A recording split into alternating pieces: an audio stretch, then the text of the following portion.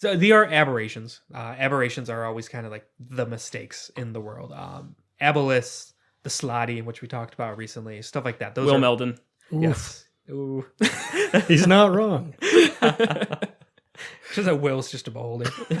Always wanted to be, man. That explains why we like keep putting up with him. Why he's like, yeah, I guess he's an okay guy. Right. He's just using his charm ray on us. Right. It also explains the one giant central eye. Yeah, and the fact that he never touched the ground.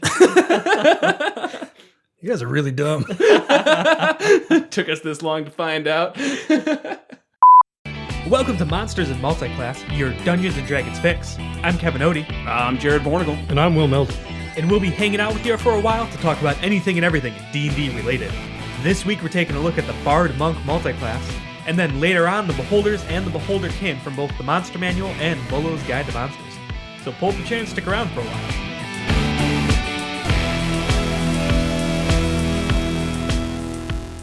All right, so this week our multiclass is the Bard Monk. The Bard is a full spellcaster. Main spellcasting ability is Charisma, and casts magic through their connection with the universe and pulling out the innate magic in the world.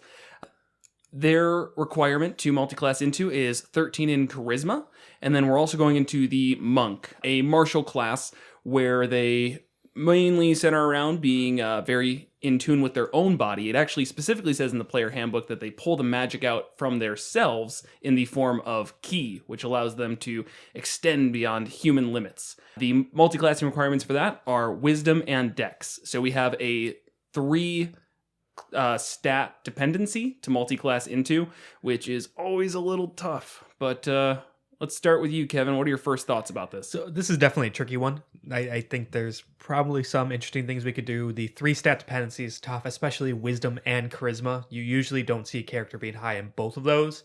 Dex and wisdom good, or Dex and charisma is good. I feel like you could say something about that. You don't normally see something that's high in charisma and high in wisdom. Is there something beyond that? To be charismatic, you need to be oblivious to the world. A little bit, maybe. Something about like sales guys, maybe. I don't know. Yeah. All right. So it's definitely going to be a little bit tough. Will, any opposing thoughts on that? You're like, this is going to be easy. You got this. No, this is I don't really like this. It's got like this to me is a big divergence from both classes. I see a lot of discipline, for instance, in the monk, where I would see a lot less out of a bard. I feel like a bard's like cool. It's like, oh, I'm chill. I don't really care that much about anything. I'm always the life of the party. I never thought of a monk as like, that guy will be fun to hang out with. So I see one combo we can go into, but not really much else. Yeah, I always take issue with like a full spellcaster and a martial. They can work out well together. I think we've had a lot that do, but when you get such little synergy with the stats, it's definitely going to make it tough. So, role-playing wise, I don't know if I fully agree with the bard needs to be the cut loose type. I feel like there's a lot that in other multi-classes we've gone down where the bard comes out as like a very put together kind of like charismatic spy type. And I feel like that level of discipline can roll over well with the monk. And that's the main way that I saw this working from a roleplay perspective. Yeah, absolutely. Or the monk doesn't always have to be the quiet, reserved, disciplined type. It's true. Especially because you have like the Drunken Master, some type of monk. I mean, that's sort of perfect for the bard, especially if you really want to play up the charismatic life of the party. They don't care about anything. Well, then they're the Drunken Master monk. Right. Yeah, that's they're exactly getting drunk at all the these parties. exception, so. Right. And I mean, they literally get like proficiency in performance, the Drunken Master. So, I mean, that's just, putting that out there. They're going to be the charismatic monk if there is one. That's it. That's the episode. That's all we got, folks. All right. So looking at it from a mechanic standpoint, I think the biggest issue that I found was just that they're not synergizing at all. Monks really focus on being good at what they are good at, and they're actually kind of one of the harder classes to multi-class into because they rely on you basically throwing out everything else and saying, I'm a monk. You can't wear armor, and you can't use a shield. So right there, you're really reliant on what gives you your AC, which is dexterity and wisdom, which means you've got 2 that you have to focus in on. Wisdom's not really helping you too much, and charisma basically goes out the window.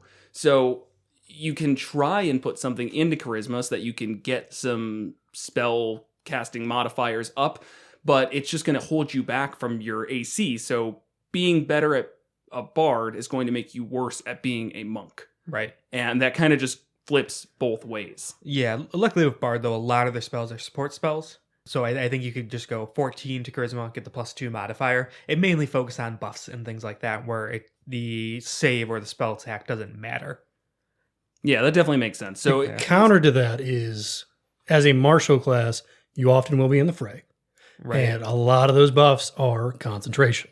Oh, well, that's fine. You just have to make sure your con's really high. Ooh. Oh, Or you could take a, oh, no, you really can't take a feat either. So, Very human. very. It's not a When bad in one for doubt- this, yeah, it's actually. not. Because then you get to pick 2 stats to boost and pick Dex and Wisdom or something. But Right. And Variant Human's always kind of a nice one to help you Yeah.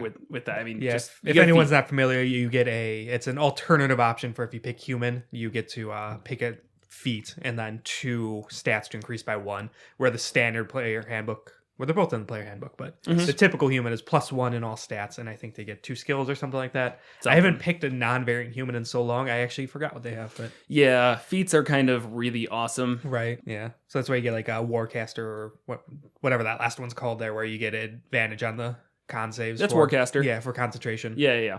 Be beneficial. Or you go Kensei Monk, which allows you to pick the longbow as your monk weapon, and then you can do all this from the back. Yeah, that makes sense. Yeah. You kind of lose out with the Kensei because you can't really do your bonus action stuff as a ranged Kensei. Right. Well, they have the Kensei shot, which, let me pull it up now just to make sure I don't butcher this. I know that you can add your monk damage, your what is it called? Your monk class. Yeah, so as a bonus action on your turn, when you make a range, so you could activate Kensei shot as a bonus action. Okay. And then on your turn, when you make range attacks with the Kensei weapon, you add 1d4 extra damage to the weapon's dice, and then you retain it until the end of your turn. So it's kind of giving you that anyway. So if you take like the bonus unarmed stuff that you get for martial arts, where you take your attack action, then a bonus action to an unarmed attack, Right. which starts as a d4 and then goes up d6, d8 as you level in monk. It's essentially working out the same. You use your bonus action to add a d4 to your shot. You don't get your modifier to it, where if you get your unarmed strike, it's going to be the d4 plus dex or strength, Right. whatever you want. This one is just a d4 to the attack, but then it makes the attacks more deadly. And then especially once you hit 5th level and you get 2 shots, Right. then you get to add a d4 to both. Which is nice and really strong at 5th level, but compared to, I mean, it's going to take until 11th level when your martial arts die goes up to a d8 for that to feel like it's kind of scaling off compared to an unarmed strike. But that does kind of suck. I thought that went up with the martial arts die, but it doesn't. It's just a d4 throughout the life of it. You always Right. get an extra d4. Luckily, you get an extra attack at 5th level, as you said, but that's never going to increase after that. Once you hit 5th level, that is as powerful as the Kensei shot's going to get. Right. Which means that, you're now taking levels in monk to increase that martial arts die, and it's really not going to be useful until it outpaces your bow, which is gonna take a while. Again, it's 11th level when you get your your monk weapon to d8s, and then I think 15 or something to get a d10. I don't know off the top of my head. Oh, that's fine. At 6th level for Kensei, you do get Deft Strike. When you hit a target with a Kensei weapon, you can spend 1 key point to cause the weapon to deal extra damage to the target equal to your martial arts die. So that's Okay. where that scaling comes in. Right. That is a resource tied to it, though. Key points, Mm-hmm. which always match your monk level. And that's competing with something like Flurry of Blows, which, Right. If you're ranged, it doesn't matter. yeah, if you're ranged, that doesn't matter. But, But also, like, Step of the grossly- Wind, where you could dash or disengage. There's 2 separate ones there, but basically key point to dash or disengage as a bonus action, which is always useful. But again, Right. if you're ranged, not all the time. But the problem that kind of leads into, I think, another possible issue with this is monk really benefit from just being monks. Right. Like every level, you're getting more key. Your martial, as you point out, your martial damage dice is going up, things like that. And they get a bunch of just cool stuff every single level. There's a couple ribbon ability levels, but for the most part, you're getting something beneficial the higher you go in monk. Right. And it And all slowing it relies down. on you being a monk. Right. Again, the second that you put on armor, you basically lose 75% of your class. Yeah. Or hold a shield, which, that is a little weird, but whatever. You can't hold a shield or else you can't throw punches, I guess. And that does make it a little bit hard to, again, mix with a bard, as we're trying to do here, because the bard classes that might possibly benefit this are ones that rely on you using weapons and armor. Like they were ones that make you more martial related bards. College of Swords is always the one that comes up when we're like, oh great, this is a martial class. Go College of Swords. They're kind of helping each other a little bit. Sometimes it doesn't work because Battle Master as a fighter is just better. But, you can get a fighting style at 3rd level, which can be useful with a monk. You get the dueling or 2-weapon fighting. That's it. Right. No archery. So like the longbow, if you go to Kensei, it would be wasted. Yep. I think you can do a martial Kensei monk with this, though. Yeah, you're right. Like the issue quarterstaff. is, yeah. Quarterstaff definitely works. Take dueling. Get +2 if you just have a one-handed weapon. Kensei actually completely changes that. You can take whatever one-handed weapon you want, Right. or two-handed. It can be versatile. Your whatever monk weapon you choose. So you can take like a long sword, which is a D10. D8. No, if you're holding it with two can, hands. Yeah. Dueling and two weapon fighting would not help there. No. But it at least can be a D8 held in one hand, whereas a quarterstaff in one hand is a single D6. Right. So that's not as good. But with dueling, again, you're getting +2 bonus to damage rolls with that. If you go 2-weapon fighting, which lets you add your ability modifier to the damage of your bonus action attack that you make with an offhand. Which doesn't make much sense as a monk. It doesn't make that much sense compared to dueling, which lets you, again, when you're wielding a melee weapon in one hand, no other weapons, you gain a +2 to damage rolls with that weapon. So yeah, I would go that's like pretty good. Longsword, rapier, battle Something. axe. Right, Yeah, exactly. A D8 one-handed weapon with the Kensei. I think a maul's a D8, which isn't very monkey, but like... No, it's not. I thought you were being sarcastic. No, Maul's the big two-handed which one is mace. it? That's like It the might be- biggest weapon in the game. That's a D12. There's a bludgeoning D8. I 2d6, can't remember which one it is. Warhammer, I think. Warhammer, yeah. That sounds right. Warhammer. Mm-hmm. Wait, no. Sorry, I'm not a medieval weapons master or expert. in Everyone any just matter. uses rapiers. It doesn't matter. Oh my god, if somebody came to my table and they're like, I'm going to play a Bard Monk multiclass and I'm going to use a rapier, I'd be like, get the hell out of here. You That's come not back with a okay. Morning Star, you don't come back at all. Right. So, all right, let's say, 3 levels into Bard. Great, you're getting this fighting style, you get dueling. That's increasing your damage capabilities by +4, potentially, each turn. Right. If you're at 5th level in Monk, 2 Yeah. attacks, and then you're offhand. Then you get some blade flourishes. Yeah. You can also get a Morning Star or I think a flail. All of those are D8s? Yeah. Okay. Those would It be can't cool. have heavy or special. Or I can't have special. Right. I think flail might have special. I don't think flail is special. It doesn't. No. Yeah. It's just a D8 blood. They got rid of that where you could Yeah. trip people with your flail. Right. So that would be kind of cool. I just like that image of a Bard Monk with like Right. a flail or a Morning Star. Well, I think what this actually is a great time for, really regardless of the Bard multiclass, is pull out that DMG where they have like different reflavorings of the weapons. So you Right. can say like, oh, here they have like specifically Eastern style weaponry. It's just the Japanese translations for the weapons, man. But okay, sure, but they have different pictures next to it. Yeah, so they do. Looks pretty cool. Oh, and they made something into nunchucks, which was kind of cool. Right. So there's something, reflavor it in a way that's more interesting than the rapier. But yeah, let's see. It's But yeah, since you lacks don't heavy need and to special. worry That's about right. the finesse property, it's very open. Yeah. That's what the problem with the rapier is. The only 1d8, Mm-hmm. the only d8's finesse weapon, Right. as far as I know. That is correct. Yeah. That's the problem with it. So with this, since you're with the monk of martial arts, anything that's considered a monk weapon, you can use strength or dex for it. It Yep. doesn't matter. You make it Yeah, finesse, basically. yeah. So that really opens it up. I wish we saw more monks using I was gonna say stuff like Morning Stars or Warhammers, but they have to be a Kensei monk anyways for that to work. Yeah. You would, yes. Yeah, otherwise it's Just simple weapons, quarterstaff or short swords. Yes. It's Yeah. pretty limited. Again, Yeah. monks are very big on just like, you're a monk now. You Right. do monk things. Yeah. If you try and do anything else, you get the hell out. Which, again, it's why it's so difficult to multiclass with. So with this College of Swords, though, the first thing that I ran into in trying to put this together is your blade flourishes are tied to your bardic inspirations, which, if you are trying to do this multi-class, means that your charisma becomes very important. Usually as a bard, that's your main spellcasting feature or stat, so you're going to get that up as high as possible. You'll get 5th level as a bard really quick, which lets you get your bardic inspirations back on a short rest. But if you're only going up to 3rd, and your charisma is only at 14, you're getting 2 blade flourishes a day. Right. Which is not good and does not scale well at all. No, that's very limiting. So the blade flourishes are really great, but if you could do them a lot, like a 5 times per short rest, because you got 20 decks and you got to, as you're saying, level 5. Just a quick summary of them. It's after you hits, right? Part of the attack action, and if the weapon attack hits a creature, then you can use a blade then you could flourish. choose to use a blade flourish. They're kind of similar to Battle Master maneuvers. You spend a bardic inspiration, and then there's 3 options: defensive, slashing, and mobile, where you can then roll the bardic inspiration die, and that also goes up on bard level as well. It's another reason to stick more in a bard. And then generally you add that damage to the hit, and then it has another effect like the defensive one. And you also, until the start of your next turn, your AC goes up by the number you rolled. It's like a potential +6, +8, whatever, which is really nice. Slashing, you can hit somebody within 5 feet of you for the damage, things like that.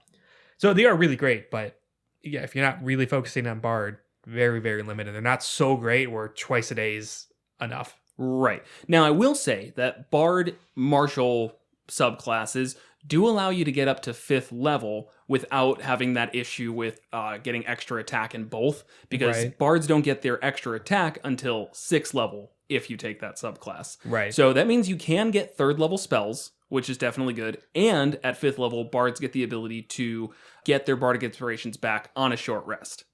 So that increases it a little bit, depending on your game. I know some people don't really have short rest dependent games, to be honest, and that's just something to consider. I think that's something we've tried moving closer to, because not having short rests makes some classes feel a lot weaker. Oh, for sure. Bards are one of them. I think Warlocks fall into that category too. So we definitely try and have short rests, which would make this a little bit better. Even if you kept it at that 2 charisma modifier, you could then get 4 of these blade flourishes a day. One thing small to point out is that the blade flourish, regardless of using the bardic inspiration, does give you a walking speed increase of 10 feet every time you take the attack action. Oh, yeah. So, which with monks is really cool. Right. Monks are definitely known for being fast. That's one of their things, is their walking speed just increases as they get higher and higher up. And it's a way to get a 3-level dip and get another 10 feet of movement. You're definitely better off just sticking in monk to get that movement, because you're going to get it anyways. But at least you're not getting that taken away from you. Right. Yeah, you're losing your 18, which is plus 30 feet. You're saying at 18th level. And I mean, like, it's cool to be fast, but I don't think it's that useful. I don't know. It keeps coming up as very useful. Even the dwarf in our last campaign at Out of the Abyss at 25 speed. How many times did Saucy die? Saucy died once. like 9 times because he needed 5 more feet of movement. But that's the thing about the monk. You've already got like this big well of speed. I was going to say, you have plus 10 it's just true. for being a monk. That comes on pretty early. And then this would give you basically plus 20 anytime you take the attack action. And it's not when you use blade flourishes. It's just when you take the attack action. Even if you miss whatever, you get plus 10. Yeah, so I mean, pretty much almost always have plus 20, which is nice. 50 speed on average. Yeah. I mean, that's pretty good. Now, if you dash, it's only 80 because you aren't getting the 10, unless you use your bonus action, because it does just increase your walking speed. It doesn't it's not some convoluted thing. If you dash as a bonus action with your monk stuff and then take the attack action on your turn, that makes it 100 feet of movement. Yeah. What? Yeah, weird. What do you mean? Well, I'm just trying. I guess it depends on the order that you do it.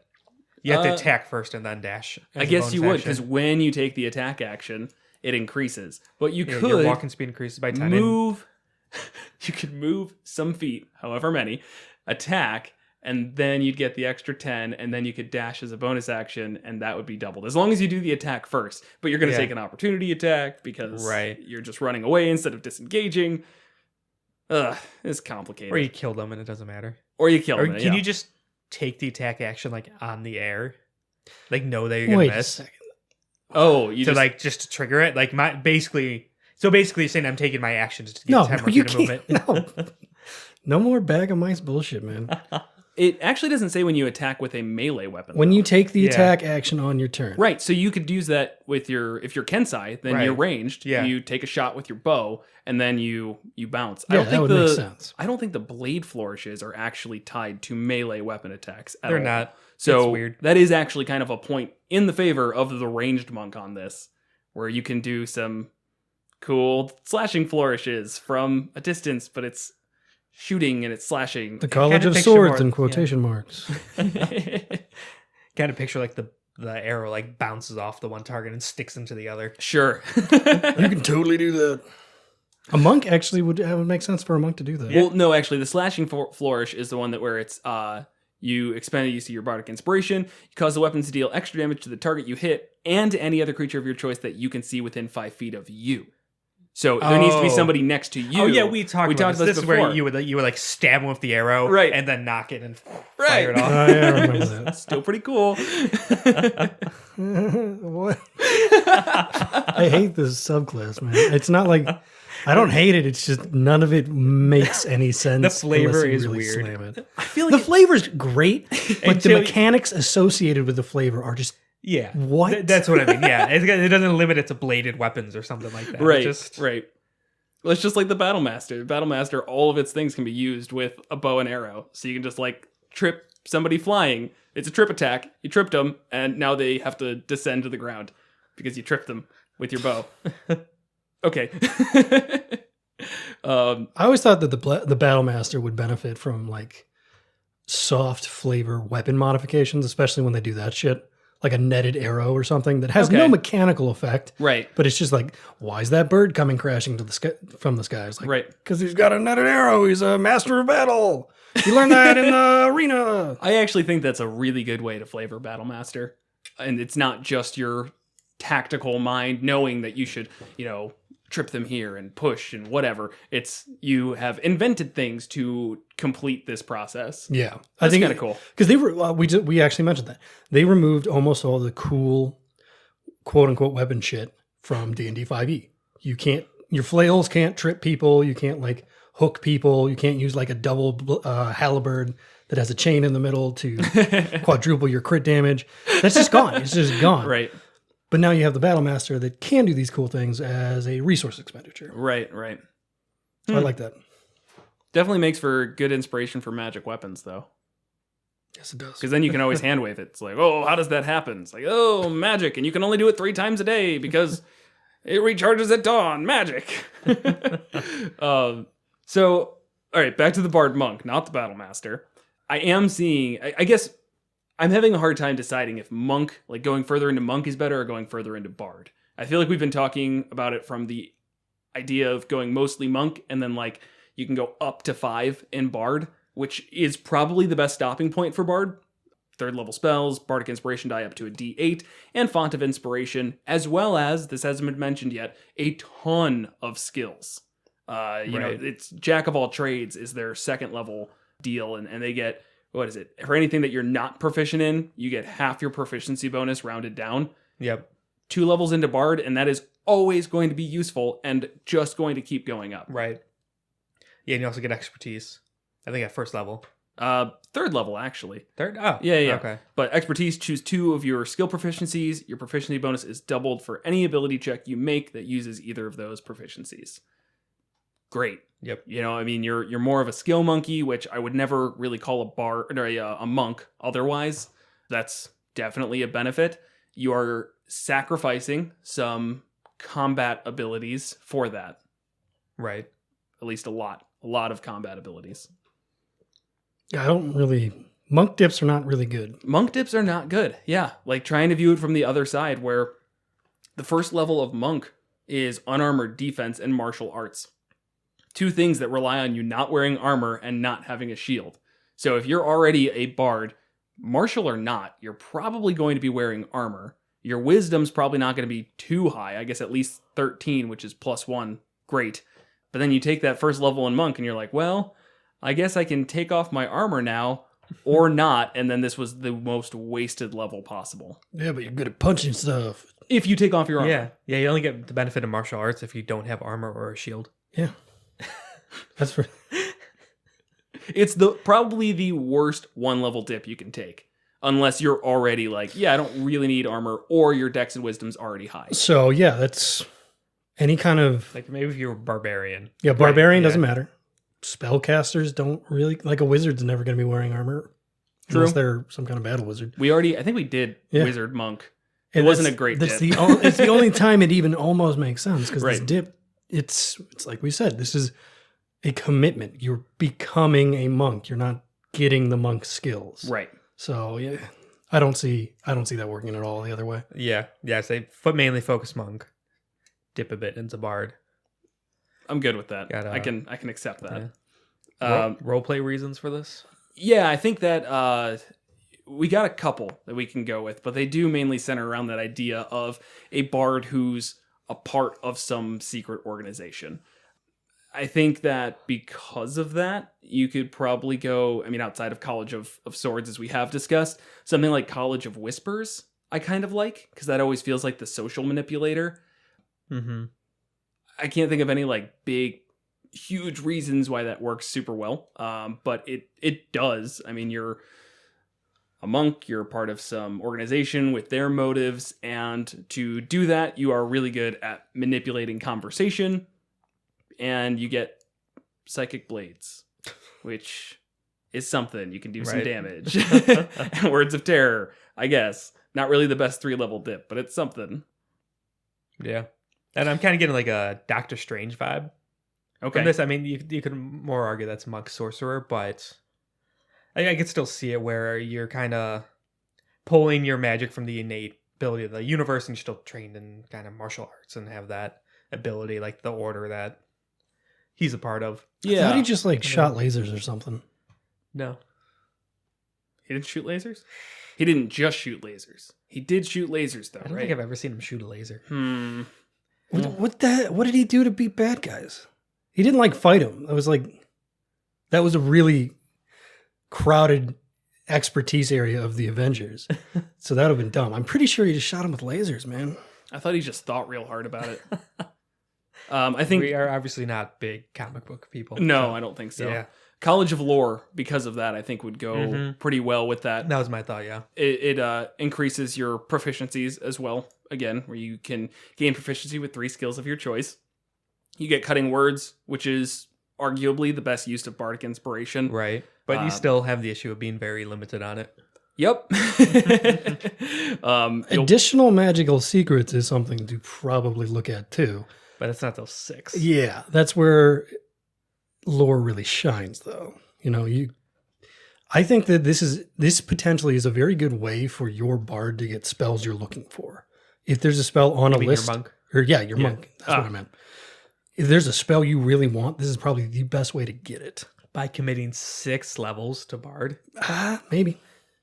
I would just look at whatever list of the spells on and go with that. If it's ranger or paladin, that totally goes out the window. Because that's an even bigger commitment. I am admittedly with actually, Will on the maybe. Yeah, obviously very much depends. Yeah. Paladin, well, actually 2 episodes from now, spoiler alerts, we're doing Monk Paladin. So we'll dive into that then. Yeah. But that's fair. You can definitely get some spells out of it. I think you do get more out of the first 5 levels of Bard than you would out of 5 levels into another class, like Wizard and Monk. If you had to make a choice, probably maybe. I would rather go with that than have to have intelligence as a monk, because you're still going to have that 3 requirements. So it's such a great way to compare it. The monk bard better than the monk wizard. I mean, probably. Yeah, it is, but Yeah, you're right. And this is a very situational thing.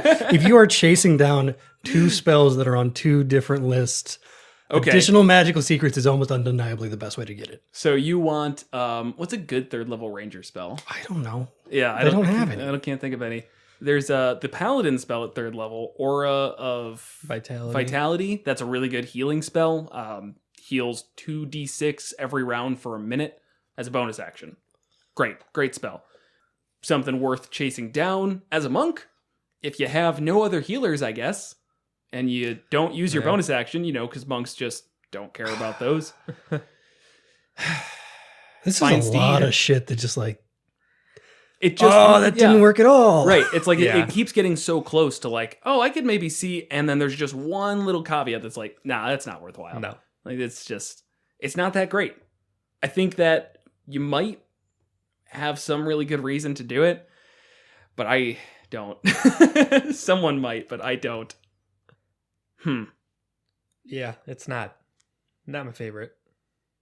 It comes back to anytime we run into one of these, it comes back to, I think, role playing. If you have a strong character concept in mind where roleplay wise Bard Monk matches really well and gets you what you want. Sure. I don't think it's much of a stretch, for sure. No. I think role-playing wise, this is actually the only place where it does kind of shine, where I could very much see somebody being a bard already, potentially having, they definitely have the 13 dex just as a bard. That's almost outright easy. And then potentially already having a 13 wisdom, and then story reasons, or maybe they just think it'd be cool, whatever. Organization approaches them, they're like, you need to train with us for months and learn our ways, and then boom, you're a monk now. Cool. That sucks. You're not going to be good unless it was like 3rd level bard and now you start being a monk and that's like your main focus going forward. Great. You got story reasons behind it. Maybe at 10th level you'll catch up with the rest of the party. Yeah, that could work. Or for like something happens in your life and you go and join a monastic order and you could train and like you are now a monk. You kind of leave the bard life behind, but you still have the skills that you've learned up to that point. Right. Which could suit you well, but your main focus is now monk. Yep. Rejection of the previous class is always a way to justify it. Right. It can feel a little bit weird just because you're like, I don't want to be how would you summarize bards in one word? Singer-songwriter. I don't want to be a singer-songwriter anymore. I want to join a monastic order. Sure. I hate singing. I want to be a dancer now. But I'm still very good at singing. Yeah. So, if it needs to be done, I can be, a triple threat. I can act too. I've got performance. So this wouldn't be a bad pop star class. But that's just a bard. But this one's also like a muscular, think of like Marky Mark. But they don't need strength. Marky Mark didn't really need strength either, but he was like jacked. Like I don't think he was toned. He was toned. But I don't think most bards would be that toned. That's true. I wouldn't put him in that classification. No. Great. You can get. I don't know why you'd play that as an adventurer. My character is Marky Mark from Wild Witch.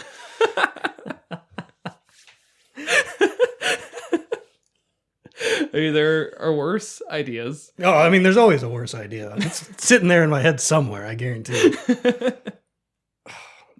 I don't know. That's what I got. Any other monk classes that kind of went well with the bard? I know we talked a lot about Kensei. I think that one is probably your best bet, if anything, just to not lose those weapon abilities. Open hand's always solid.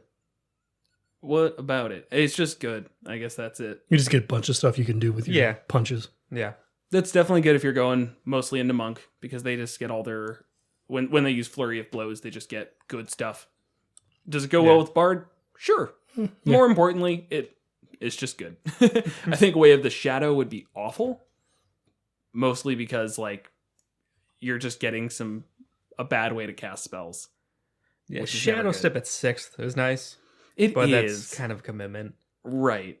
We're talking even just, staying in monk, and then you're 3 in bard, or 5 in bard, whatever. Right. Are you getting much out of it? Not really. No. Yeah, those spells, I think you get most of them anyways. Yeah, darkness, dark vision, pass without a trace, or silence.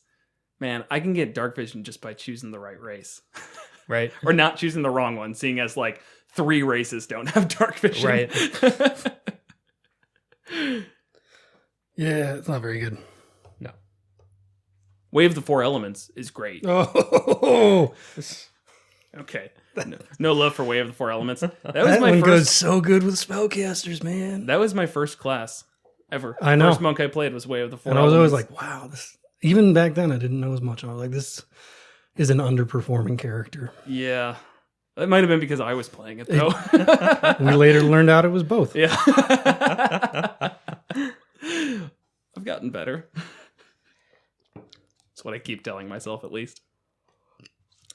Other than that, Drunken Master. It's kind of fun. Yeah, I like Drunken Master. Fits well with Bard. Definitely. There's nothing mechanically there that's going to be like, whoa, you just changed the way you're playing the game, bro. Well, we were talking about like the issue with Bard is you're casting spells that are very reliant on concentration. So at least with Drunken Technique, which you get at 3rd level, when you use Flurry of Blows, you can disengage and your walking speed increases by 10. So that at least lets you get out of combat really easily, which is something. Yeah, that's that would be a good combo of just running around punching stuff while maintaining concentration. By just never getting hit. Right. And you still get your bonus action, so if you have the key to use on the dodge action, you can use that in times where it's really important to hold that concentration. Well, you kind of get your... What's that? That triggers off a Flurry of Blows. which is a bonus action. You're right. I guess then it would be One or if the other, you can't yeah. leave. Yeah. So that's definitely something. Tipsy Sway at 6th level is kind of cool. I like redirect attack a lot. Just when a Right. creature misses you with a melee attack, you spend 1 key point to cause it to hit somebody else within 5 feet of you. That's just a great ability. Yeah. There's a lot of flavor in the monk class that's cooler than anything else on any other class list. It's Yeah. just not that great. Or it just doesn't pair well with other classes. Yeah. Right. Ooh, right. We forgot Deflect Missile. Deflect- At 3rd level, Oh, monks yeah. get Deflect Missile. It's such a good ability, except it's not. It's really not that great. I mean, okay, reducing the damage for free is really nice. I think it's just a reaction. Yeah. So you use your reaction, which isn't going to be used too much. Grab a missile, reduce it by 1d10 plus your monk level, Plus Dex. plus dex. Sorry, no monk level associated with that. No, Dex and Monk, it's both. Oh, dex and monk level. That's great. I mean, that's reducing a lot of damage. Makes you great to stay far back. Another point to the Kensei Kensei, yeah. longbow user that, is something. Redirect attack doesn't work there. That's not Kensei. Either way, I don't know. It's not great. Still not great. Yeah. All right. Any other thoughts on Bard Monk? This is one of those ones I'd like someone to prove me wrong on. It was very difficult trying to come up with anything. I think there was multiple times where I just kind of scribbled over my notes and I was like, nope, that's not going to work, and threw it out. But there might be some nugget of goodness in this class, and if somebody can find it, please let me know. Right. I think that there may be that nugget hidden in a spell book somewhere Yeah, that we might have missed. that makes But Lore Bard worth it. It's like if you like being a monk with this spell that you can only get this way totally changes the game. It's like, right. That might be out there, but I have my doubts. Right. Beyond Yeah, that, like what spell? It might be out there. not necessary to go into Bard for this, but just 5th level and a spellcaster. Haste is nice. Again, that's not reliant on Bard, but you could haste yourself. It's always nice. Yeah, but then you're having to maintain the concentration. Yep. But you got +2 AC, so it doesn't matter. Just taste the paladin, man. Yeah. Yeah. But what if there's no paladin? I don't know. Haste the rogue. Haste anyone. Haste and Rogue is good. Yeah. So, yeah, I mean, buffs on yourself. That's basically Vicious the only thing. Mockery. Oh. I mean, it's good if that's all you can do. I mean, the disadvantages. Right. That's good, but it's in 5e, you're always better with just killing stuff. So doing damage is going to be more important than giving disadvantage to their attack. If you give them disadvantage If you every could time, do enough damage. if you can do enough damage, yes, but you're only going to do enough damage if you do the damage now. Yeah. Bards get Fairy Fire, which is nice, but it's concentration. Advantage on you cast it anything in a range. That can be good. Reliant Yeah. on that saving throw, though. They make a dex saving throw against that. True. So Healing Word. good. Whoa! I mean, if you don't have another healer in the party, great. Right. Am I going to go bard for it? Maybe not. Sleep at low levels, because there's no save associated with that. Okay. But it's based off of hit dice, hit points, and so that Kevin, kind of I want you off. to think about level 17 of that combination. It's like, was it worth that dip? Losing these monk levels I would have gotten for the spell that no longer works. No. Well, you can switch it out when you level up in Monk Bard. Yeah, which you won't be doing anymore. Well, if you get to 5th level, you can get Hold Person, which is always good if you can make them fail to save. And there's not many ways if you are a monk that you're going to be able to cast a spell that has a high success rate. If you go sorcerer, you have to rely on charisma, warlock, charisma, wizard, intelligence. So Cleric and Druid. Wisdom. wow, immediately blown the fuck out. You got me there. Well, monks need wisdom, though. Monk, that's what I'm saying. No, Yeah. I'm saying I am because I you're thought you were right. being sarcastic. No, you're right. There's 2 classes. So Yeah. I think cleric gets hold person. I don't know if druid does off the top of my head. Yeah, actually they do. I think both of the times I played those, I had hold person. Okay. I rescind my statement. There are some all right classes to multiclass into for spellcasting as a monk. Bard is probably not one of them. Yep. Okay. That's definitely all I got about this. I think anymore, and it's just going to be us repeating that this isn't great. Before we move on into our monster of the week, have our promotional minute.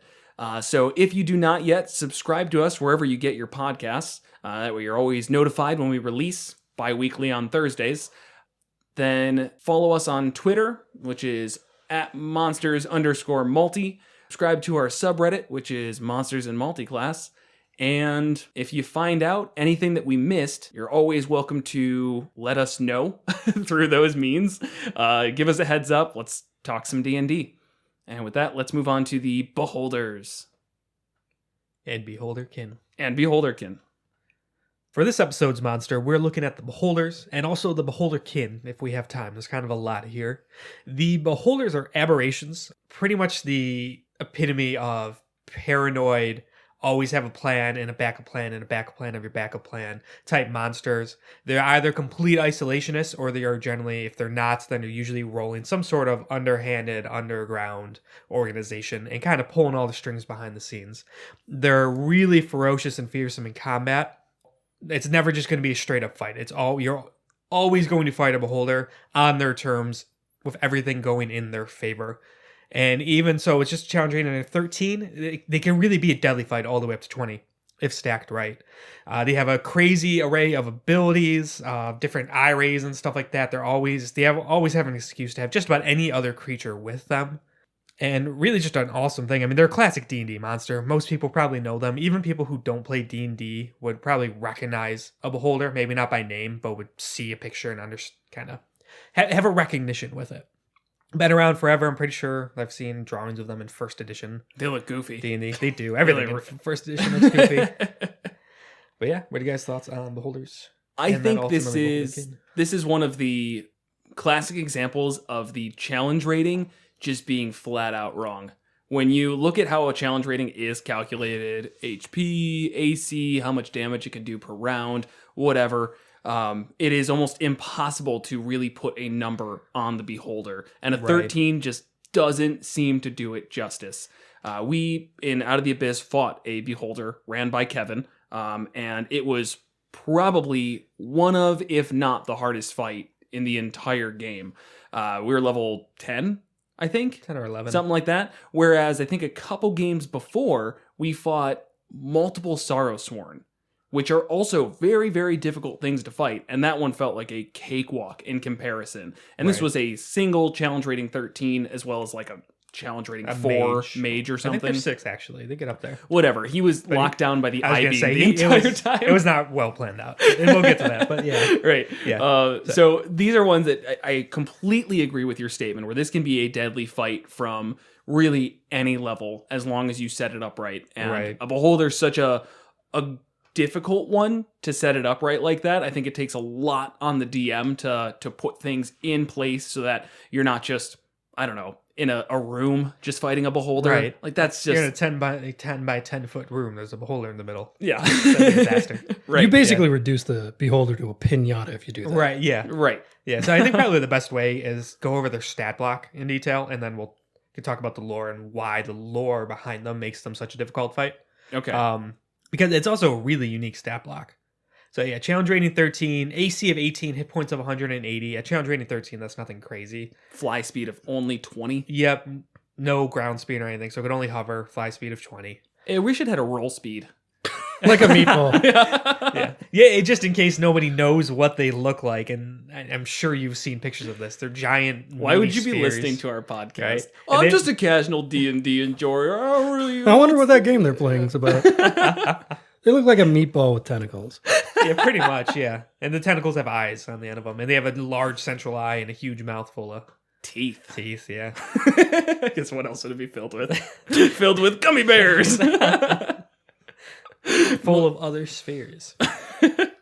Or eyes. Yeah, oh. Beholder's mouth with just eyes. That'd be creepy. Yeah. The robot. I mean, that could happen based on how beholders come into existence. Yeah. Perfect Yeah. segue. Yeah. How do beholders come into No, we existence? started with stat block. No, come on. right. It's a natural flow, Kevin. It's what our listeners want. Casual and hardcore. But I feel like it's jumping around oddly. Because then it doesn't make sense unless we explain the entire lore. Fine. Stat blocks. It's what everyone came here for, right? For numbers. Yeah. The beholders really have two main things going for them. A defense skills and stuff like that, but they have an anti-magic cone. So they have their central eye, which at all times, unless they choose to switch it off, which I think they could just do as a free action, they have a anti-magic cone, which is a 150-foot cone, which is absolutely insane. How cones specifically work, like if you're on a grid system, you go out 5 feet and it takes up 1 5-foot square, and then you go out another 5 feet and then it adds 2 more squares and then another 5 feet and then it's 5 squares or whatever, and it keeps going like that. So it's an absolutely huge cone. And it works identical to the anti-magic field spell, which basically nullifies all magic of any kind. Any spell cast in it just doesn't work. You cannot teleport in or out of it. Any magical items become inert in it. Any summoned creature disappears. Any magical effects or buffs on you are suppressed while you are in it. It completely shuts down magic of any kind. And at the beginning of his turn, he could choose what direction it faces. Like the beholders, because of all their eyes, they don't really have this aspect of not being able to see behind them or to the side. So they just position themselves however they want, and there's that anti-magic cone for the turn. So that right away is a huge thing to contend with. Then they have their eye rays. They have 10 of them. And so these are the stalks hanging off of them with eyes, and they could shoot different, basically beams out of the eyes. On their turn, their main attack is doing eye rays. They could shoot 3 of these on a turn, up to 120 feet away. And it's supposed to be random. You roll a d10, and then you just re-roll duplicates.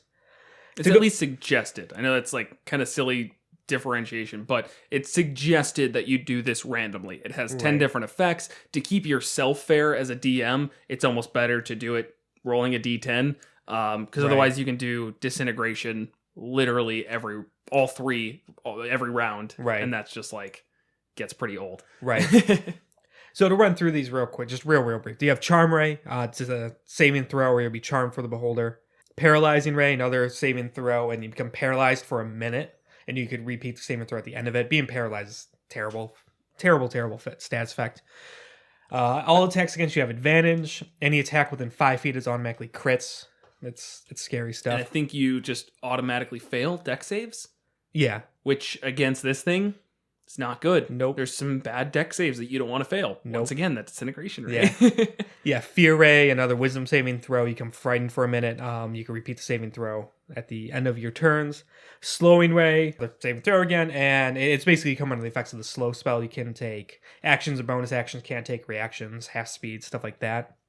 Innovation Ray is a con save. You can take 8d8 necrotic damage, or half as much on a success.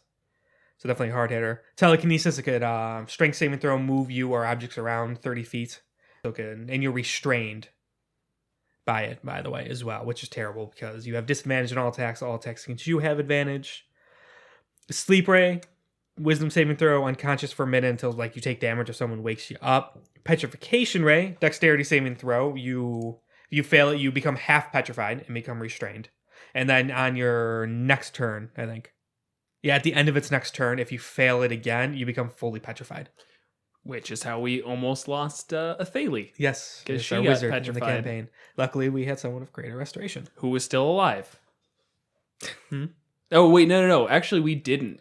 We had someone who was right next to her with greater restoration, and then the next ray happened. What happens with the next ray, Kevin? Oh, hey, that's perfect. Disintegration ray. Dexterity saving throw. You take 10d8 force damage. If it reduces you to 0 hit points, your body becomes fine gray dust. So yeah, we had the wizard and the cleric.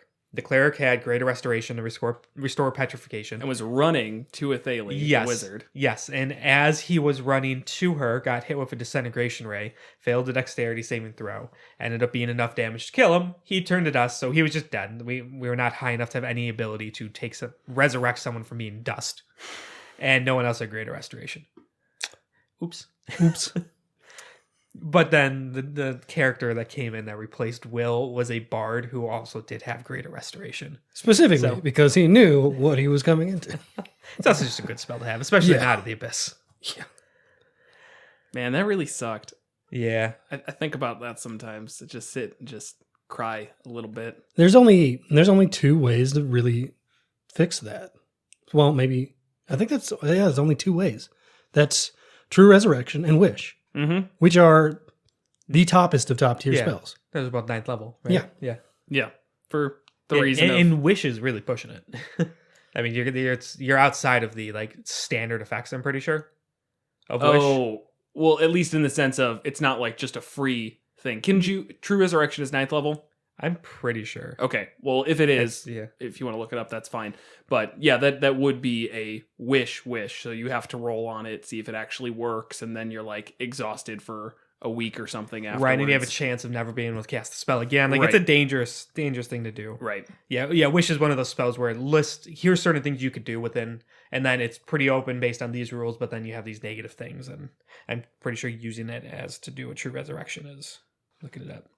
Which sounds, I did not spell that right. Anyway, we'll come back to that. Death Ray is the last one. DC 16 Dex save, and you take 10d10 necrotic damage. You die if it reduces you to 0.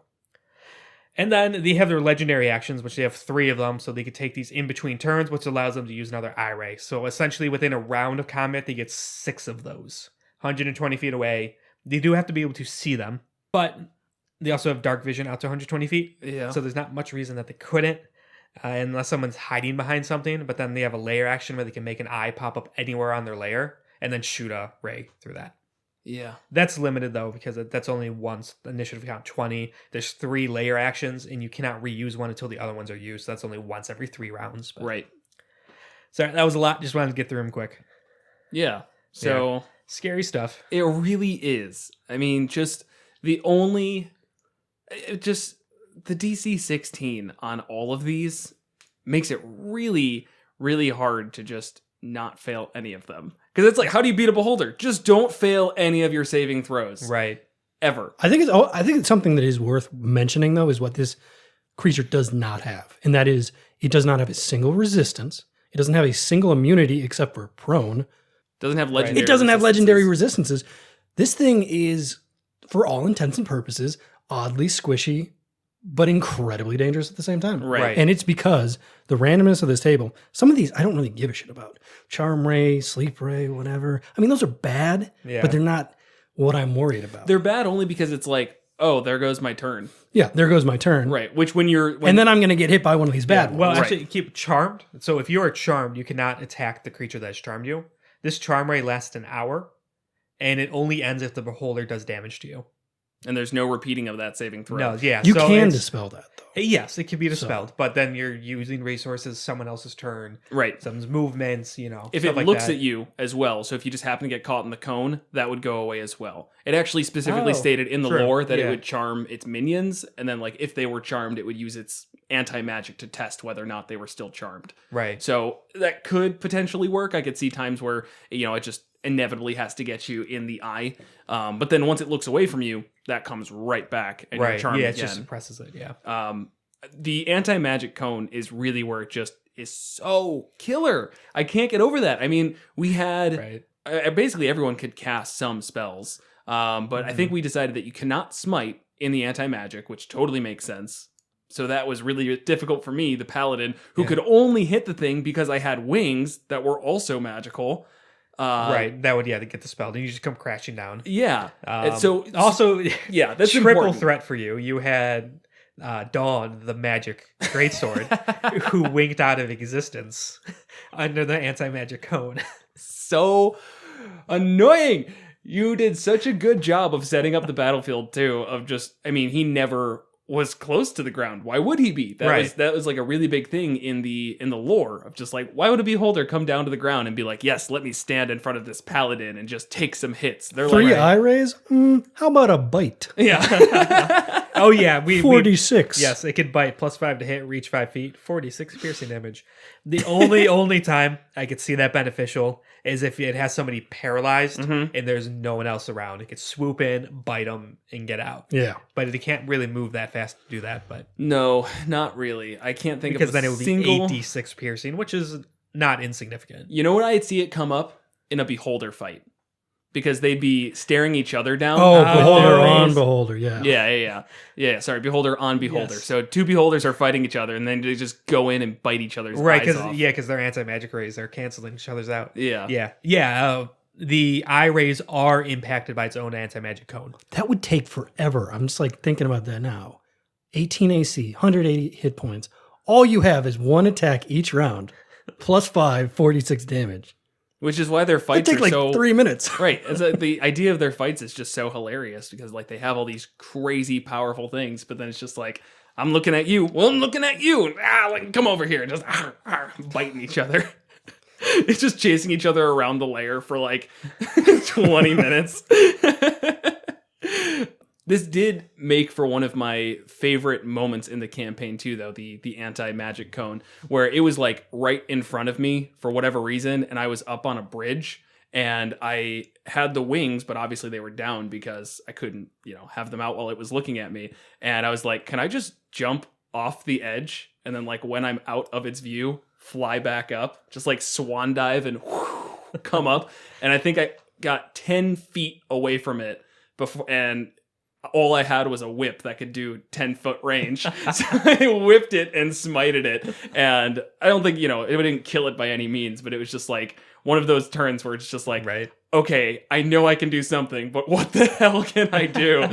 Right. It worked out. Not for Saucy, but for everyone else it worked out. All right, so that's its stat block. The stat block, as you said, is pretty horrifying if we didn't get that across.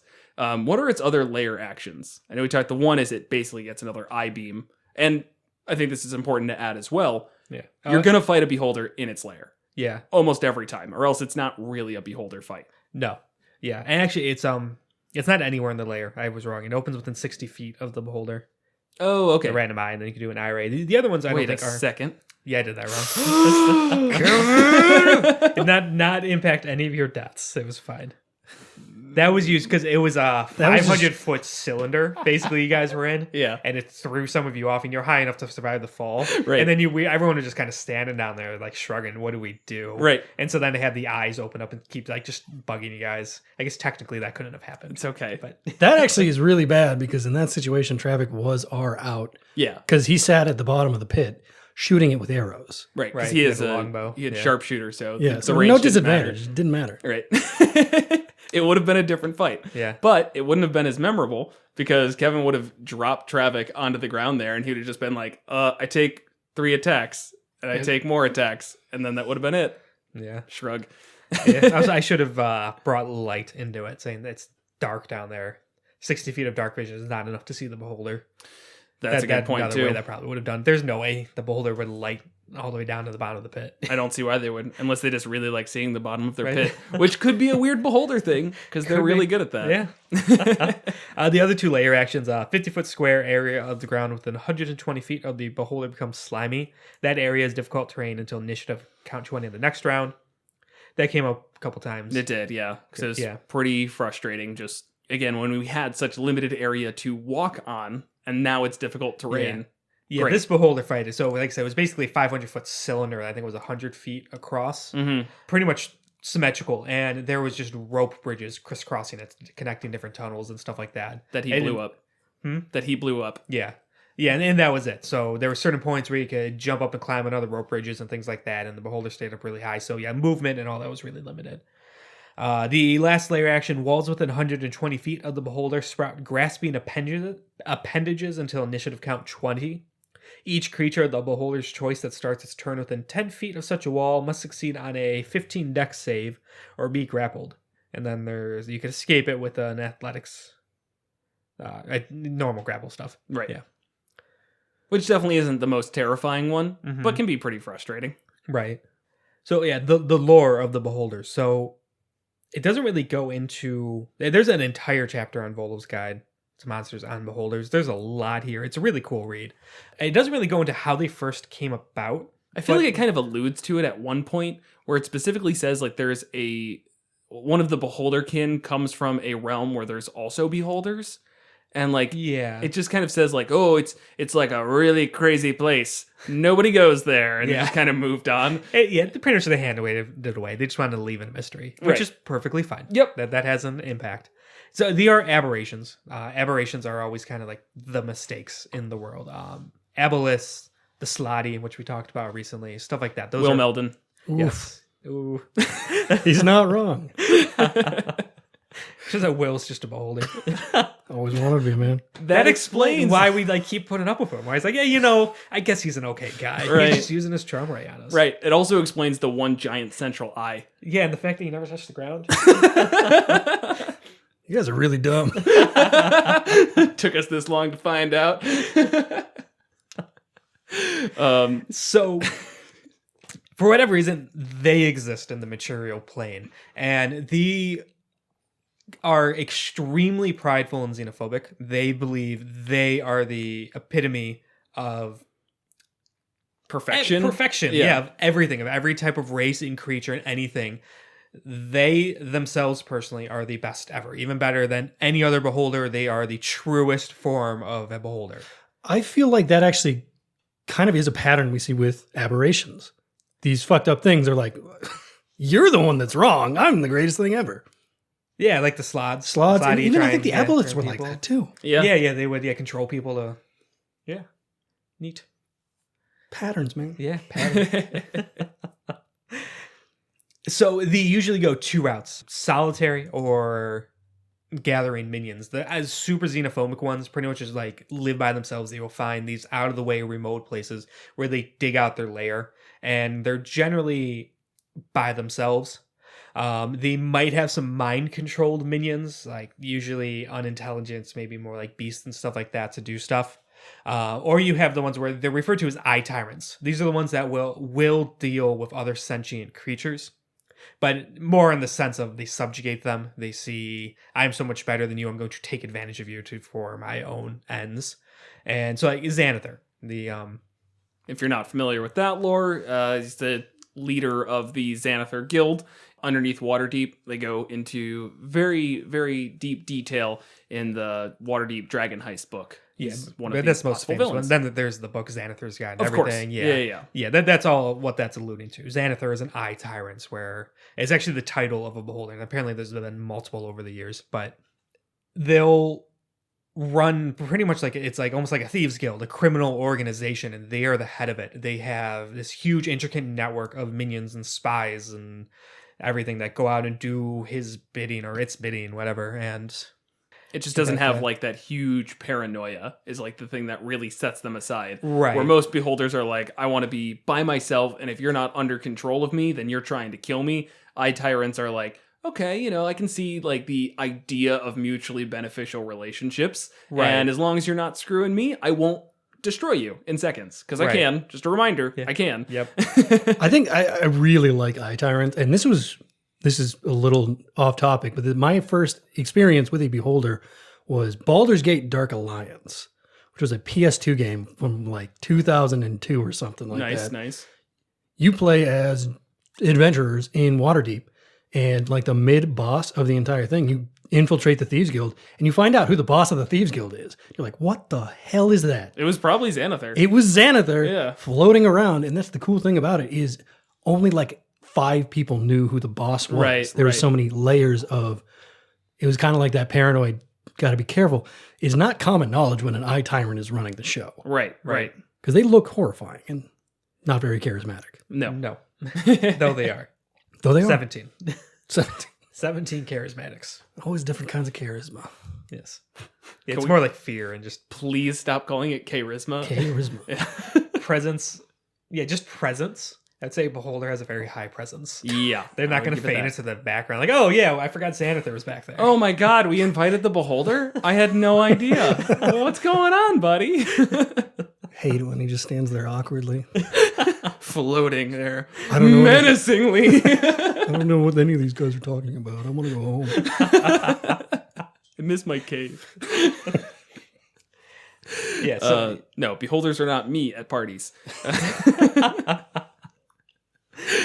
So, yeah, the Eyetyrants are definitely really cool. And I think a good way to shake up a Beholder fight, I mean, it's definitely gives you some really deep options to use the Beholders. It doesn't just have to be in a secluded cave that is very difficult to get to. Again, it's that criminal organization. They can be the big bad evil guy in a campaign. And, oh, for sure. Yeah, I think, as you were saying, in Baldur's Gate, whatever game that was, for the PS2.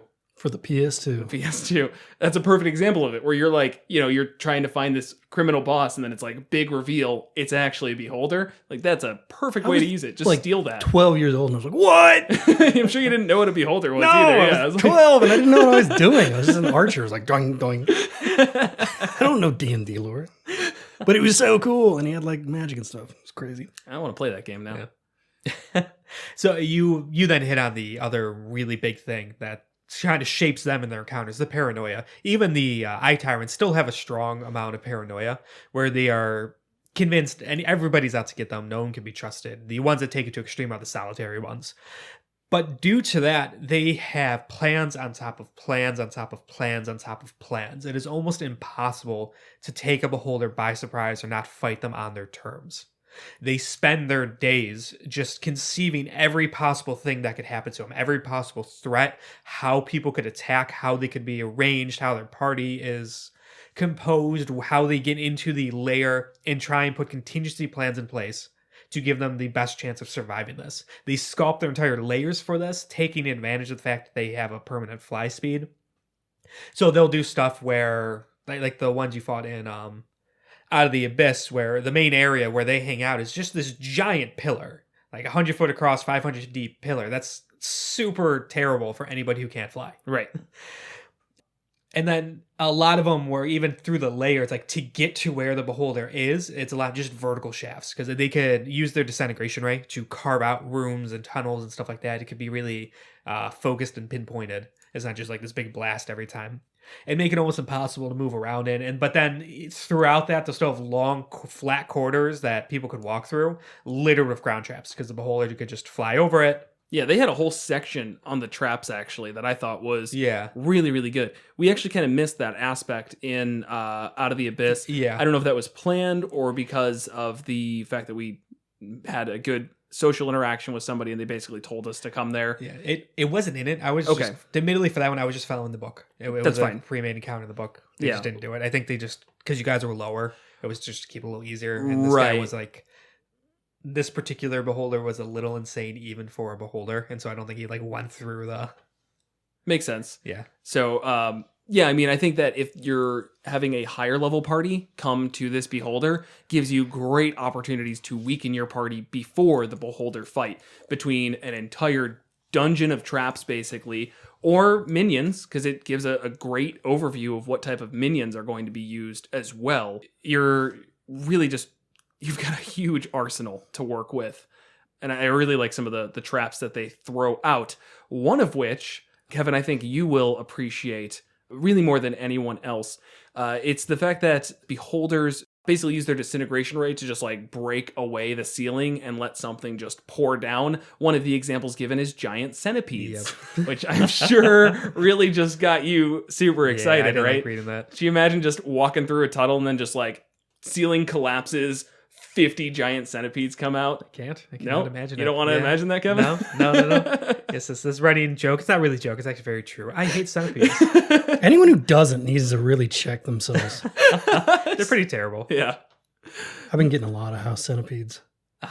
I've been just like... They eat other bugs. I'm slowly growing more paranoid. I spent all my time planning on how to kill these centipedes. I'm losing my mind. I'm thinking about hiring other bugs. It's crazy.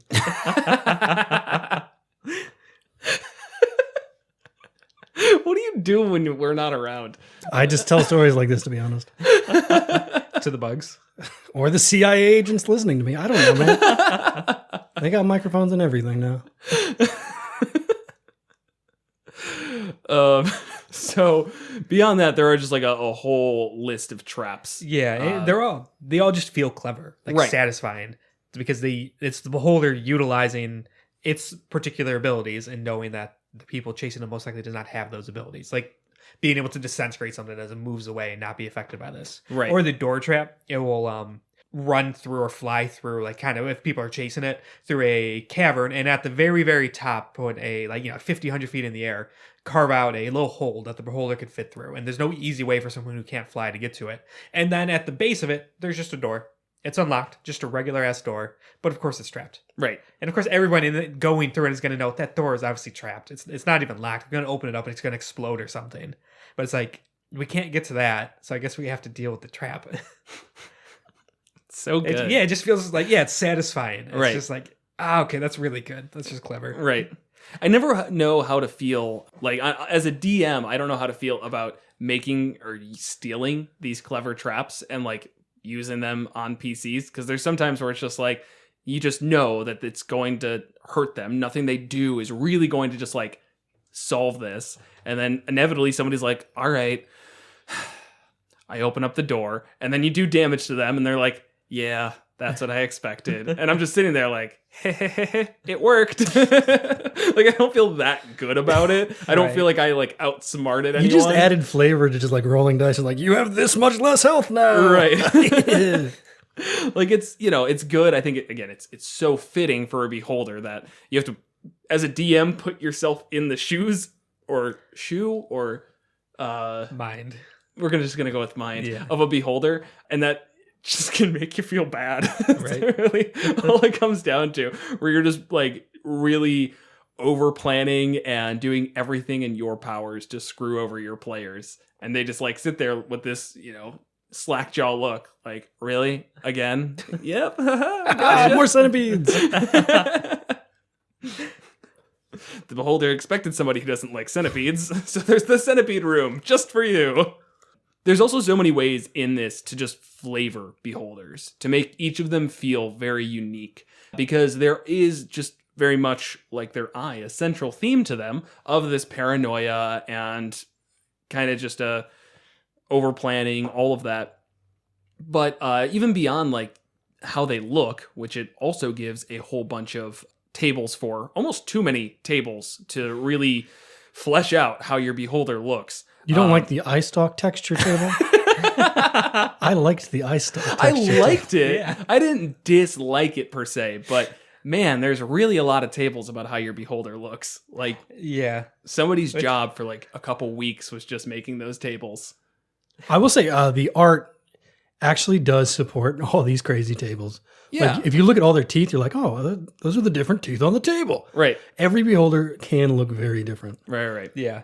Yeah. The reason of being how they reproduce, that's in very strong quotes. Yeah. They dream into existence other beholders. So beholders never like fully sleep, but They take they're always angry aware. naps. Yeah. But they're still aware. And then since they're aberrations, they have such as like strong just psychic energy and kind of this reality warping power in the world. Sometimes their dreams affect things around them, like in the actual material plane. And then in rare instances, you will have a dream of another beholder. And if it's a strong enough dream, it could literally pop that beholder into existence, just like right next to the first one. And how it looks, though, is always varied. It's usually somewhat similar to the original, but tweaked in a different way. Probably most likely in a way for the original to feel like, oh, it's inferior because its eye stalks have joints where mine's are. It has 3 joints where mine has 2 joints. So clearly my eye stalks are superior. Something like that. So it's just created this kind of oddity, this oddness of how beholders look, where they kind of have the general same shape, the large sphere, central eye stalks. That's where it ends. They have different colored skins. Some are scaly, some are covered like in rock, some are smooth and slimy. Their eye stalks are like jointed, kind of like insect legs, or segmented like an earthworm, or completely smooth. Their eyes can be hourglass shaped or not. They have spines off of them. And yeah, as you pointed out, Will, going through Volo's guide, there's a lot of different art of beholders, and they all look very different. There's actually one where it's just drawings of different eye stalks. And it's like, oh, holy crap, these are all really different. It's neat. I think what I loved about that whole thing with the beholders dreaming up another is like, yeah, and most of the time they just fight to the death. Luckily, I mean, like, you know, you don't want beholders to just keep on popping up, and you know, now you've got new beholders everywhere. It's like, oh, you know, you think of a beholder and then, you know, you kill it. So after the angry nap, you just wake up and have a fight with the beholder, and hopefully you win. If you lose, well, that's the new beholder of this layer, and it just continues on in its own paranoid state until it makes a beholder that it has to fight. Right. You got to kind of feel bad for him. Imagine your life like that. It's like every couple of weeks you wake up to slightly different Kevin or slightly different Jared, and then you have to beat him to death. And there's just such a hatred for him. We just have such a hatred for each other. Yeah, we just, exactly. can't help but just try and beat each other. And your poor fiance and wives would just sit there watching and just wondering which Kevin or Jared they'd be married to or engaged to the next day. She'd eventually probably lose her mind, you know, and then you've got like a greater Minion. Perfect. Well, I mean, you're also. I mean, is this just a thing that it just happens to me and Kevin? Or Yeah, you say, like, okay, I'm just saying, just all you right. and Kevin become like beholders, and you wake up every couple of weeks. On the bright side, it is in a weird way a form of evolution. You know, because the stronger Kevin or Jared does survive. Only in the sense that it's stronger at surprise morning physical combat.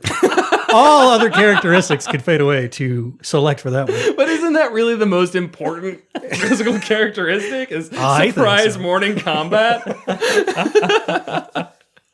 If somebody wakes you up with a sucker punch, if you're not able to defend yourself, you don't deserve to continue on. That's evolution. It's just facts. Jeez. Yes, it would be very exhausting to be a beholder. I think we can all agree on that. Yes. You know, the concept of paranoia. Right. Yeah. While we're on that topic, though, we should probably go over, at least briefly, what the beholder kin we mentioned before are, and that's generally products of bad dreams. Yeah. Oh, yeah. There's a lot. There's only like 3 that are like the big ones. Yeah, so sometimes these dreams can produce a warped beholder, and then there's other ways to do it as well, creating beholder kin, which have kind of different things where they'll sometimes stick with the beholder. There's like lesser ones. I think gazers are what they're Gazer's called. basically like a very weak beholder. Yeah, they're challenge rating like 1/4, or like they're only 8 inches across, where beholder's this large creature where these are tiny, and it usually ends up creating a beholder hive where they just kind of follow them around and do their bidding. They're kind of almost more like pets, really. They're not very intelligent. I don't think they can speak. Yeah, then you have like the Death Kiss, which go off on their own, and they're kind of like beholder vampires. Again, same general shape, but instead of eyes, they have mouths on their stalks, and their tentacles are 20 feet long. Ew. Despite that, the drawing in Volo's almost makes them look cute. They look like a they're Pokemon. like pink. Yeah, it's kind of weird. And like their eyes look like squishy and cute, and like It reminds me of the co-op robots in Portal 2. You know which one I'm talking about? No. No? Oh, you mean the round guy and the tall guy? oh, Right. like the main Yeah. Okay, yeah. Co-op I thought- yeah, robots. yes. Sorry, not a good explanation, I guess. orangey and bluey. Orangey and Bluey. That's not their names, but It is yeah. now. You heard it here first. But I think the reason that we think it's cute is because the drawing of it, its eye looks like bashful. Right. Just like isn't true. It's But then No. next to it, there's a little sketch of its sucker tentacle. It's like, oh, that doesn't look cute. No. Yeah, it sucks the blood out of you. I'm really kind of underwhelmed by the Beholderkin. Like, it feels unnecessary. That's fair. There's a million ways for beholders to have minions. Like, if the lore wasn't written in the way where they have like the charm ray and some will not be so paranoid where they don't draw on minions and all that, Beholderkin could be really good because then they're minions to fill this layer with and like kind of flesh out beholder fights and getting to them. Right. But you have no reason for that. Like it goes on to explain the charm ray, even though it has a stat block that just lasts an hour, that it repeated uses and stuff like that will wear down someone's willpower, and they will ultimately become completely subservient to the beholder. Right. So, like, I mean, they could have giants in there. They could have really any humanoid Literally race, anything. anything almost. Right. And I would think maybe like a dragon or something. You'd be hard pressed to Sure. sell that one, but so they don't really need special stat blocks of other stuff they'd have around them. And a lot of these things actually go out into the world by themselves, and they're just not really that interesting. It's like you find a death kiss, and it's like, oh, if you know all the intricate lore, it's kind of cool how this was spun off from a beholder's dream about blood, and it spawned into existence, and the beholder didn't catch it in time, so it ran away. Now here it is in the Underdark trying to suck blood. It has like one attack. Yeah. One initiative. It's just like, why? It's like... I like it in the kind of completionist sense. This is one of my favorite chapters in Bolos, to be totally honest, because it fleshes the crap out of a thing that is, I think, really, really interesting. And so these stat blocks and these monsters, like thrown into your party, it's like, yeah, it's got one attack, roll initiative. But it is a cool detail. So I think maybe you're right in wasted page space, but I like that it exists. Like it could be something more unique. It's like, I don't know, I would struggle to use them. It's just... I think there's definitely opportunities to use them, but I get what you're saying. And then related to that, the definite, absolute, in my mind, waste of page space is the Death Tyrant. Why you is don't that? like the Death Tyrant? No, so the lore behind a Death Tyrant is as beholders age, and it doesn't really give how long they live, they start to get obsessed with mortality. As they get obsessed with other things, it switches to mortality.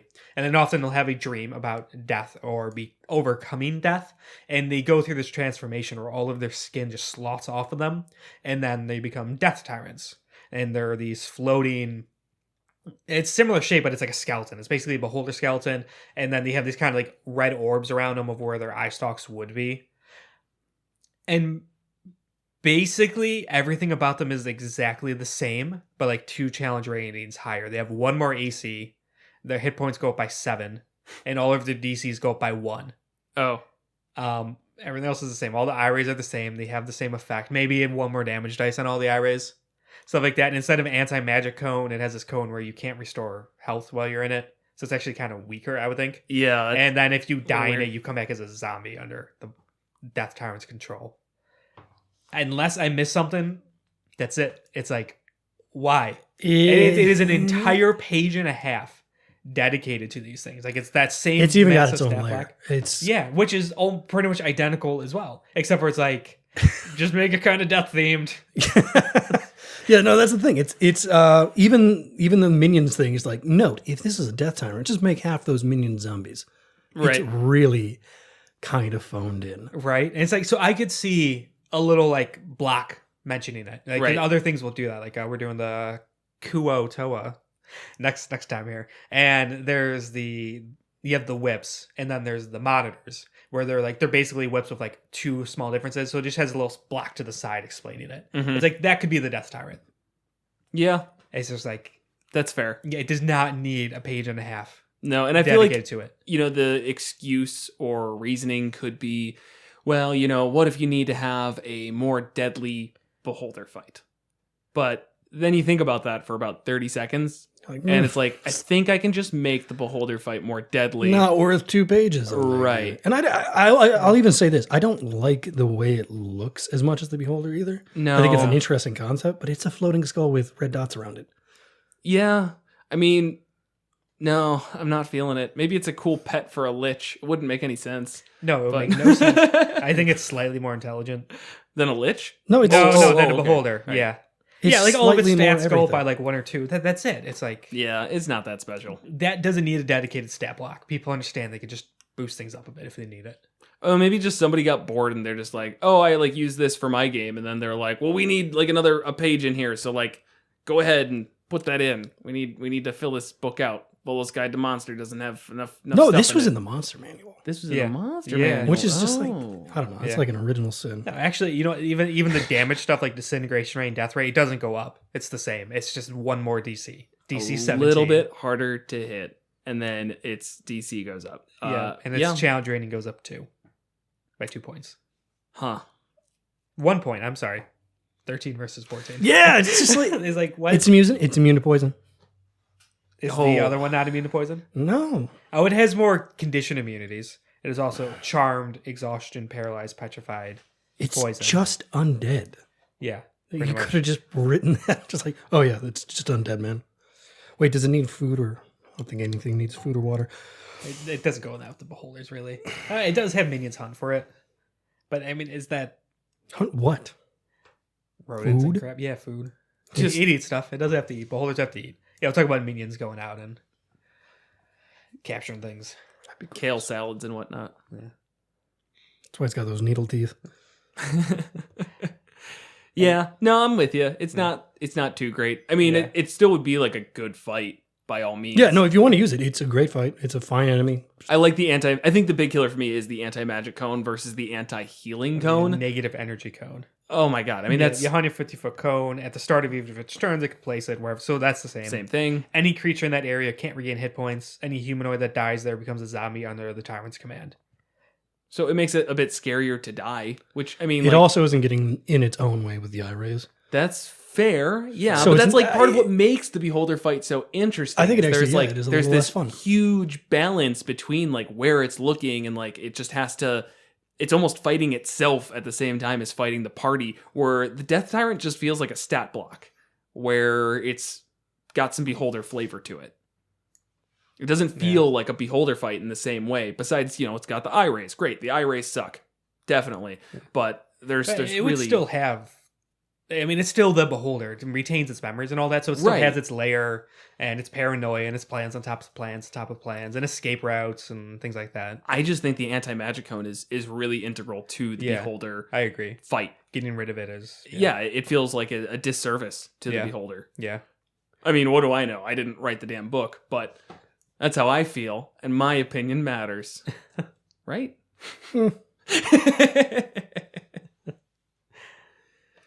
Back on the beholder, real quick. Just a couple other things. We've kind of hinted at it, but if you do run one of these, make sure you absolutely build its lair in a way to take advantage of its abilities. The big thing is its permanent fly, Mhm. where it should never be like on the ground in melee range in front of things. You need to make the party find a way to get to the beholder or bring the beholder to them.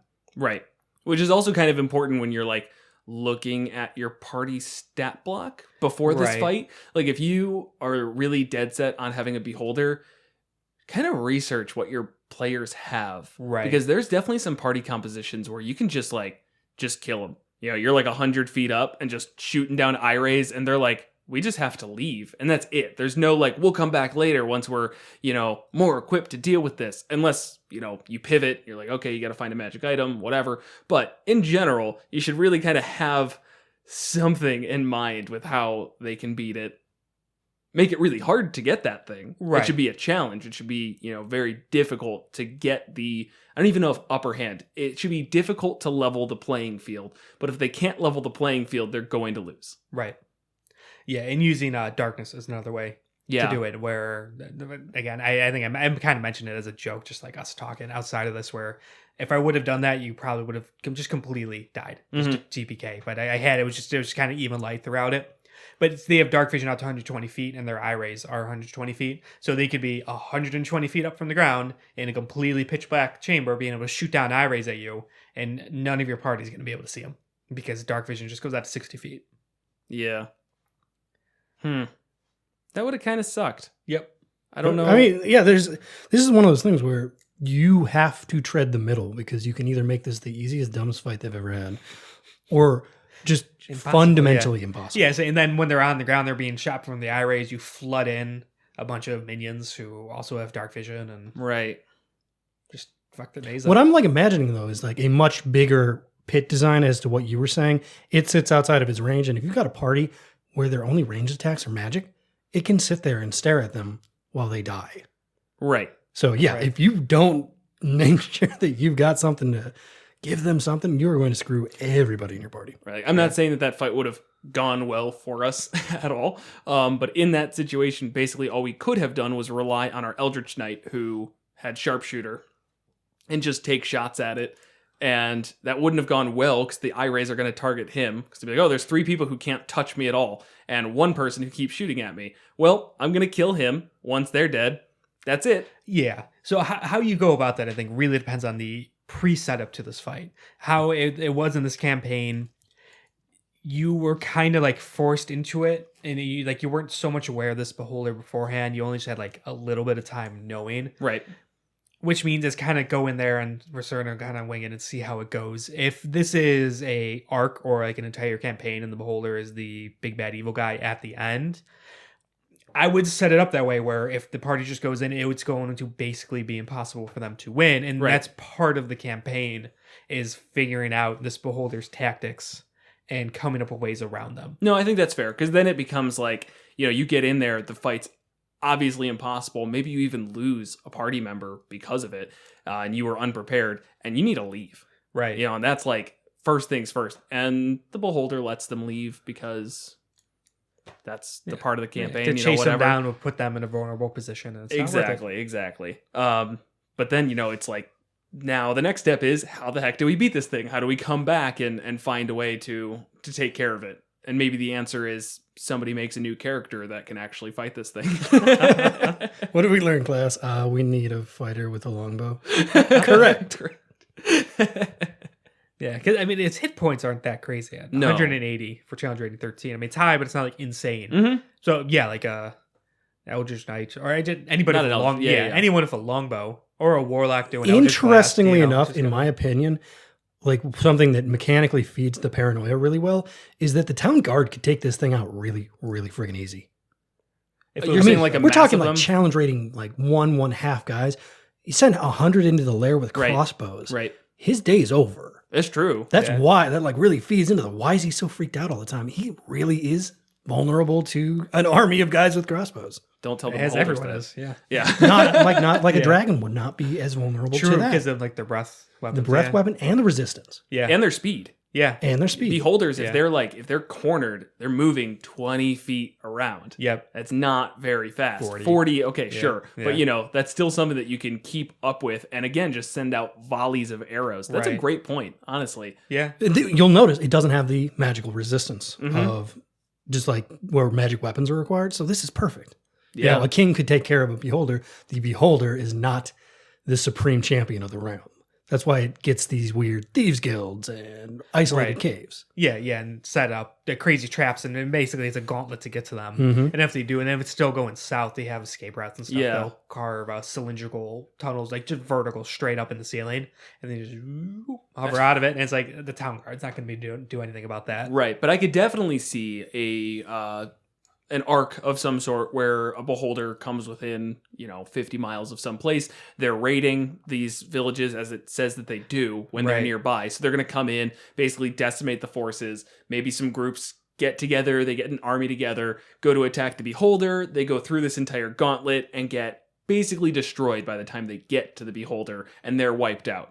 Cue the adventuring party coming in, and hey, I think we need some help. The army of people didn't work. I think this is more of a covert tactical mission instead of let's just throw resources at it. There was exactly one survivor who managed to drag themselves out. Yeah. He has information for you on. There you go. You know where they would probably not settle? Aarakocra settlements. Yeah, I don't think so. But at the same, no, you're totally right, because an army of Aarakocras would destroy them. A single Aarakocra I was thinking about, which a lot of people just don't let at their party, because just something having an innate fly speed is kind of frustrating as a DM. But I believe there's really any of their rays that, like paralyzing ray, if they're flying and then they're paralyzed, they're dropping. So it's like, even if there's a single Aarakocras in your party, that's not going to be like the end all be all to kill this beholder. They're just going to fail one of these saving throws and then just nosedive. I'm going to say, sleep, petrification. A lot. Yeah, there's paralyzing. Yeah.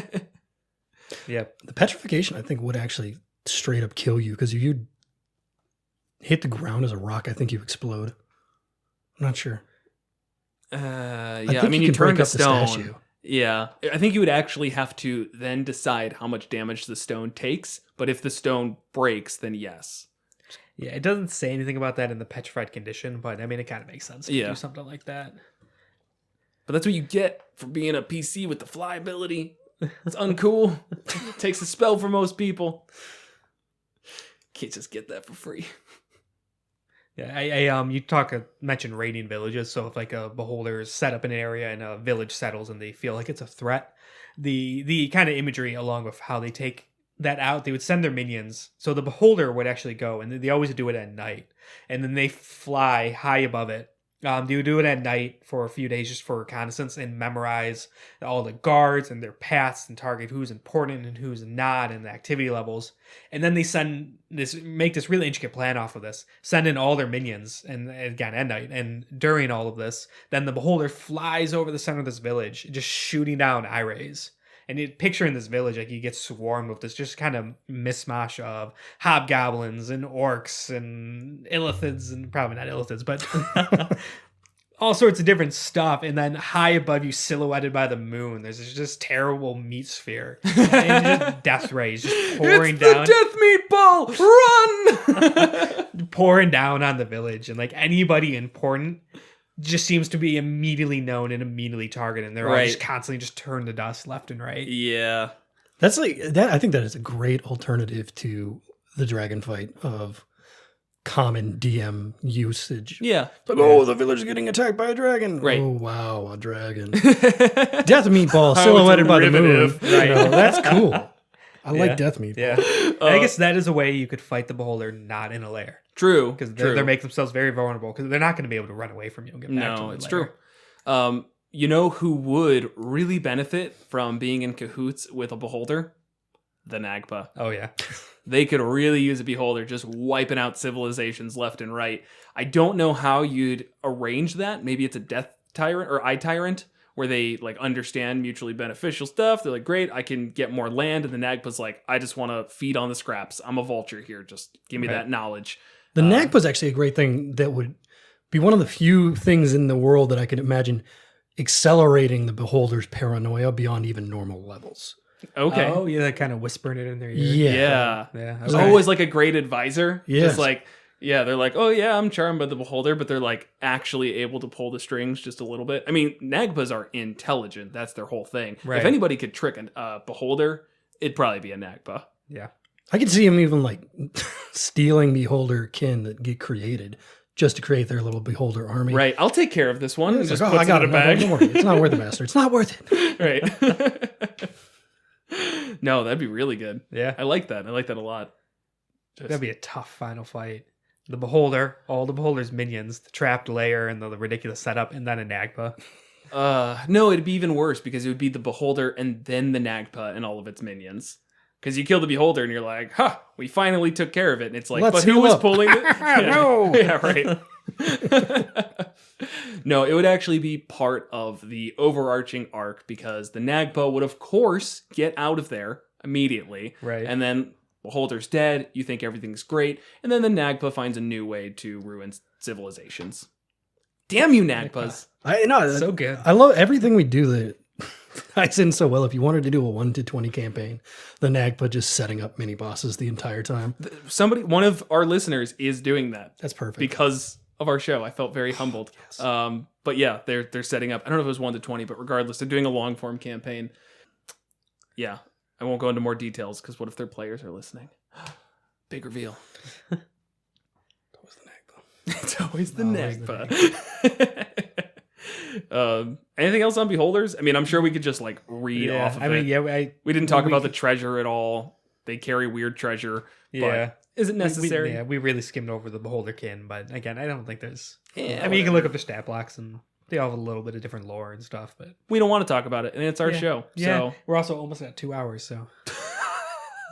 nobody's even listening anymore then. Well, the beholders are hour great, 50 on the timestamp. So we could probably cut off 10 minutes and just...